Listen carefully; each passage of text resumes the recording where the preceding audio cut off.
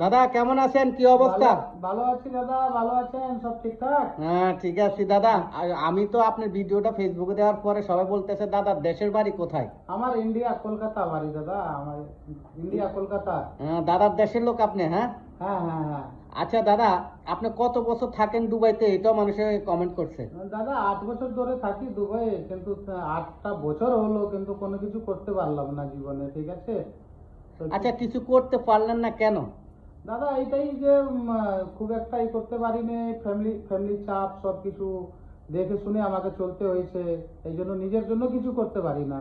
আচ্ছা, তো একটা মেসেজ দেন তো এখন যারা জেনারেশন আছে তাদের এখন জন্য। জেনারেশনে তাদেরকে এক কথাই বলবো যে ভাই তোমরা খুব মেহনত করো, দেশে থাকো বিদেশে থাকো, টাকা ছাড়া কোনো কিছু দাম নেই আজকের যুগে, ঠিক না?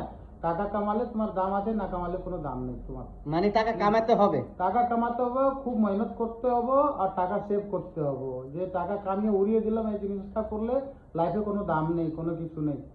হ্যাঁ, সবাইকে এক কথাই বলতে চাই যে টাকা কামাও, সেভ করো, মেহনত করো, কষ্ট করে টাকা পয়সা জমিয়ে রাখো, যাতে আমাদের মধ্যবিত্ত মধ্য বয়সে এসে যেন এই কষ্টটা না করতে হয়। মানে এমন সময় আসবে যে আপনি টেনশন করবেন কিন্তু টাকা আসবে না। ওইটাই সময় চলে গেলে আপনি টেনশন করলে কিছু আপনার হবে না, লাভ ঠিক না? হবে না। লাভ হবে না, টেনশন করলে কোনো লাভ হবে না। কিন্তু মেহনত করো, টাকা কামাও ভালোভাবে, টাকা সেভ করো, এটাই হচ্ছে আমার মেসেজ সবার লগে, সবার ইয়ং পোলাপানের লগে। এটাই আমার মেসেজ। মানে দেশে হোক বিদেশ হোক মেহনত দেশ করতে হবে। বিদেশ যেখানেই হোক না কেন, আপনি লাখ টাকা কামান কিন্তু আপনি টাকা সেভ না করতে পারলে কোনো লাভ নেই। আমার মতন বয়সে এসে কষ্ট করে দিতে হবে, যতদিন বাঁচলে কষ্ট করেই দিতে হবে আপনাকে, ঠিক আছে? তো সবাইকে। দাদা অনেক সুন্দর কথা বলছে, তো সবাই যারা যুব সমাজ আছেন সবাই এখনকার থেকে প্রস্তুত নেন, মেহনত করেন, টাকা কামান। জি জি জি জি জি দাদা।